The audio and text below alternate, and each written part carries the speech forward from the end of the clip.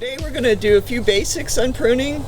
I pulled some plants out of the shade house. They're in need of pruning, but it also gives me the opportunity to show you what types of situations you might encounter in your, not only trees that are in pots, but especially trees that are in the ground, because the goal is to prune every tree every year.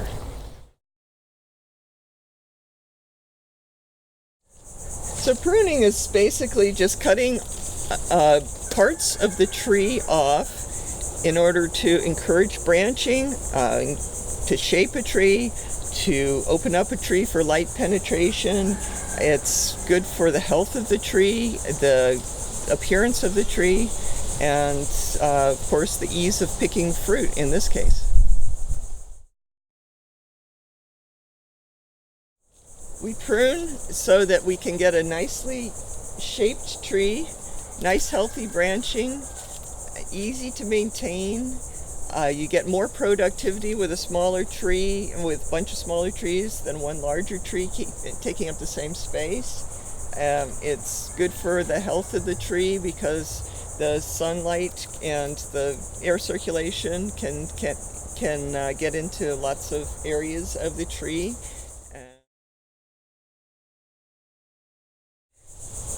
So pruning is best done for fruit trees in Florida right after the fruit has been picked off of the tree. You might notice that when a tree is holding fruit, you don't notice much in the way of new growth on the leaves. It's because all the energy that all of the leaves in the tree are producing are going to the fruit. So once the fruit has come off of the tree, it takes a few weeks, but then the tree just bursts out in new leaves. So the ideal time to prune is after you pick the fruit, but before the new leaves come out. So, sometimes I take a saw out when I'm picking the last fruit, but usually it happens a few weeks later. The idea of the pruning at that time is it gives the tree the maximum amount of time to put out new growth, recover from the pruning before cold weather. Let's start with these trees. The first one has developed a very dominant branch where we don't want a dominant branch to be. You see that it's sent out at the time when there were 5 branches or shoots that were sent from this one area. This one didn't get enough resources, so it has died. We have 3 fairly wimpy branches, and then we have this one that's hogging all the resources of the plant. I also have this one little branch here. So the only thing to do in this situation, in my opinion, is, of course, we'll take off this dead one, is to take this branch out right here as close as we can to the other branches, and that will give these other branches a chance to grow, live long and prosper. And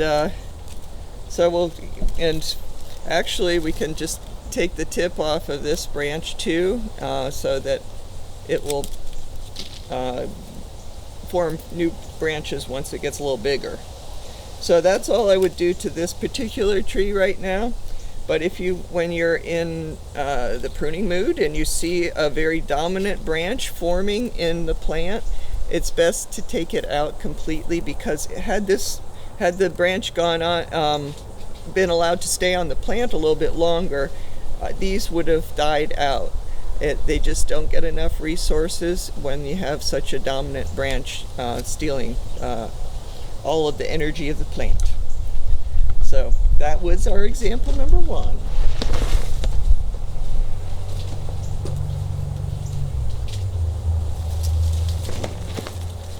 So here's an example of a nicely formed tree.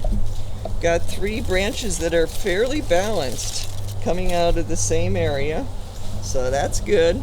This one is just not gonna live. I mean, I'll leave it on there for now, but I don't have high hopes for it. But these branches, I would like them to form new branches a little lower down. I like to go for 12 to 14 inches. So this particular branch has a bud right here. The leaf is gone, but there's a bud above it. And I would like a branch to form this way. So I'm going to cut above that bud and hope that a new branch forms that way. And we'll come over here, and you see that there's a difference in color here. This is newer growth, of course, than this, but it's also softer, and there's a division between those two growth spurts, and that is an area that like a growth ring that has tons of buds around it. I would rather not have the buds coming out of the same place, so I'm going to cut just below that and hope that that leaf bud is the one that develops. And, well, there should be 2 or 3 that develop, but I'd like that one to be one of the 2 or 3 new branches. And then our final cut. Here again is the situation where we have this growth spurt, this growth spurt, and so I want to cut below this one here where all the leaves are gathered, and I'm going to encourage this to be one of the branches. So I will cut about 1/4 inch above that one, and so that bud should go out this way, and the second branch from this will be going out that way. So those are the cuts now for that particular situation. So we've got 2 out of our 4 done. So here's another situation. When you have these plants in the corners of the shade house, you come up with all sorts of situations, but I think it's helpful in understanding pruning. And in this case, drastic pruning. We have 2 of these branches that are green, and this one has buds on it. This, of course, has leaves and some buds that are forming. But this branch here is the clear winner. It's just taking all the resources of the plant. You can see that the branch, the trunk below this branching is about the same diameter as above it. And so this is really getting way too many resources. This branch has died out because it wasn't getting enough. So I think the only thing to do in this situation is to cut this all the way off. It looks like a little pathetic little plant now, but I think that will end up being a nicely formed plant. It just had to happen. Okay, then we've got one more.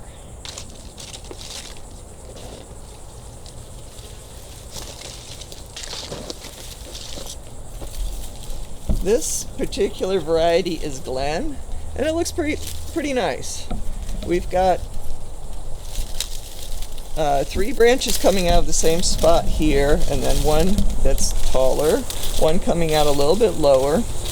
Nothing really wrong with how the branching is, but Glen is a variety that tends to keep going in a single, one branch keeps going without allowing other smaller branches to form.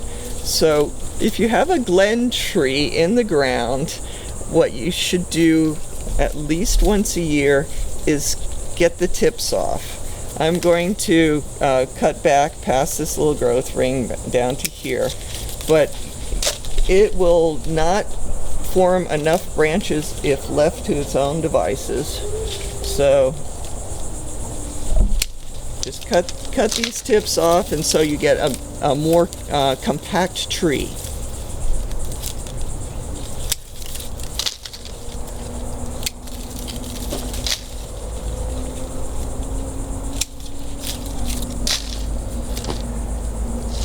So any questions? Showed you a few basics of pruning. You know, there's many approaches. You don't have to worry if you've done something that's a little bit wrong. The most important thing to do when you're pruning is to not take off too many lower branches, because it's hard to put lower branches back on. But you can make the cuts as you think they should be, and if you cut back too much, don't worry. This is Florida. Things grow here. Things grow very quickly. So anyway, think of it as a haircut. If it's gotten too far, it's going to grow back. You have another chance of pruning it next year.